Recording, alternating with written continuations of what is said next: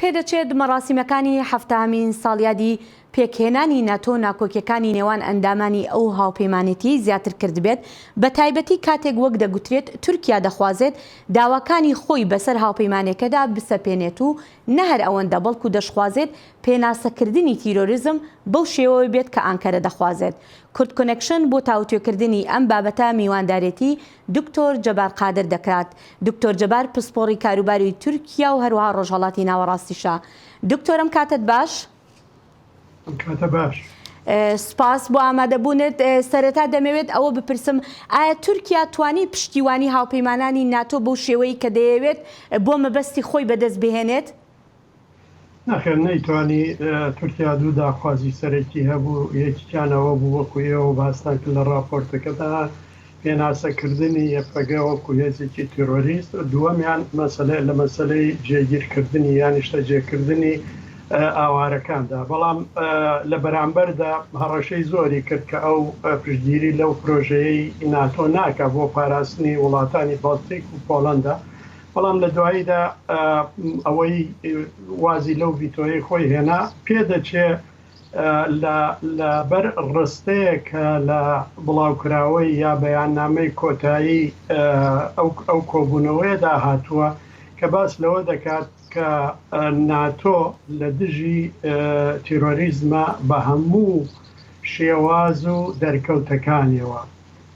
واتە تورکیا ڕنگ بێ هیوای بەوە بێ کە ئەم ڕستەیە بۆ خۆی بە کەیفی خۆی لێک بداتەوە و وڵاتانی ناتۆ لە کۆتاییدا ناچار بکە کە گوێ بە شەڕفرۆشیەکانی تورکیانەتن.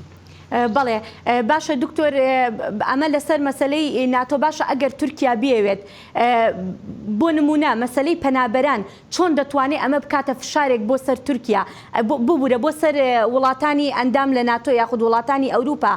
خۆتەزانی نزیکەی 4 میلیۆن پەنابەری سووریایی لە تورکیایە و تورکیا ئاماژەی بەوە کردووە بە شێوەیەک کە ئەگەر با بڵین ملدانەنێن بۆ داواکانی تورکیا ئەو بۆی هەیە تورکیاش ڕێگە بدا بە لێشاوی پەنابەران جارێکی تر بەرەو ئەوروپاوە.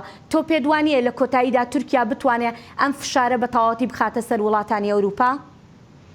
هەردوو لایەن یاری دەکەن. وڵاتانی ئەوروپا وابزانم بە شێوەیەک لە شێوەکان تشکی سەوزیان بۆ تورکیا هەڵ کردووە بەوەی کە نەتەوە یەکگرتوەکان چاودێری یا سەرپەرشتی ئەم پرۆژەیە بکەن و ئەوان دەزانن هەر کارێک نەتەوە یەکگرتوەکان تێکەوت ساڵان دەکێشێ.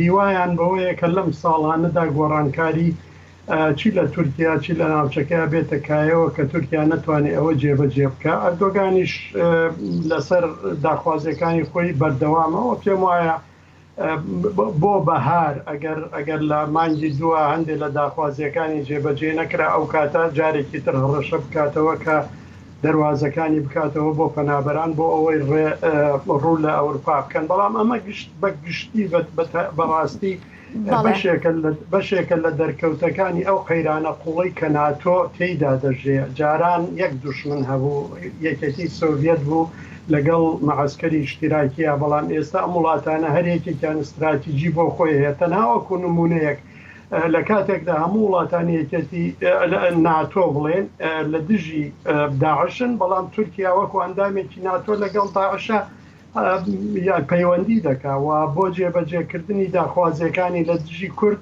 بەکاری دێنێ.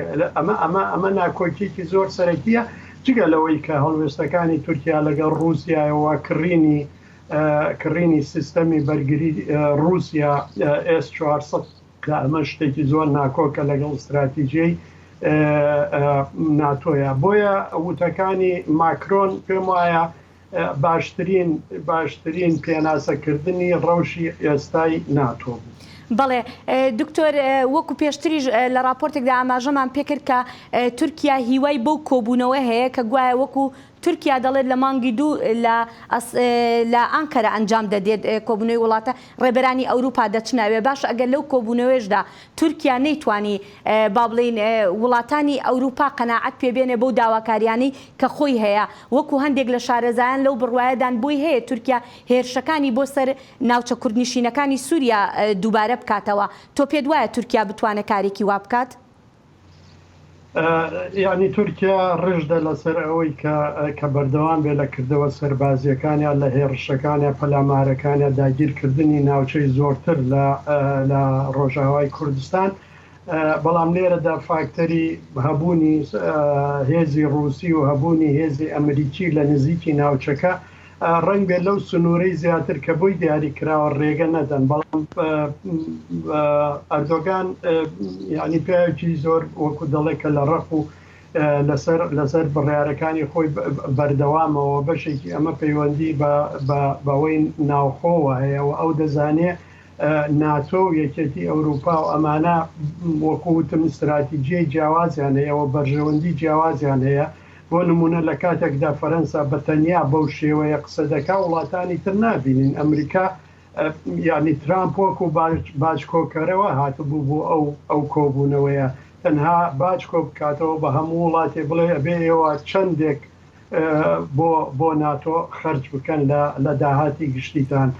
ئەڵمانیا لەبەر ئەو جالیە گەورەیەی تورک لەلایەکەوە لەبەر بەرژەوەندەکانی و لەبەر مەترسی ئەوەی کە لە فاوی پەنابەران زیاتر ڕوو لە وڵاتە دەکەن وەکو ئەوەی لە وڵاتانی تری ئەوروپا لەبەرەوە ئەبینیت ینی تورکیا لەسەر هەموو ئەمانە یاری دەکاوە ئێستا فاکتەری تر هاتووەتەکایەوە ئەوەی کە لە دەریای ناوەڕاستە هاتووەتەکایەوە پەیوەندی تورکیا لەگەڵ لیبیا لەگەڵ یۆنانە هەڵوێستی مصر و هەڵوێستی وڵاتانی عەرەبی ئەمانە هەمویان فاکتەری وان کە هەموو لایەنەکان حسابی ئەوە دەکەن کە لە ماوەی بڵێن 4-5 مانگی داهاتوە گۆڕانکاری وا ببێ کە بتوانن هەر کەسێک بۆ بەرژەوەندی خۆی بەکاری بێنێ. بەڵێ دکتۆر جەبار قادر پسپۆڕی کاروباری تورکیا و ڕۆژهەڵاتی ناوەڕاست سپاس دەکەین بۆم دەرفەتە.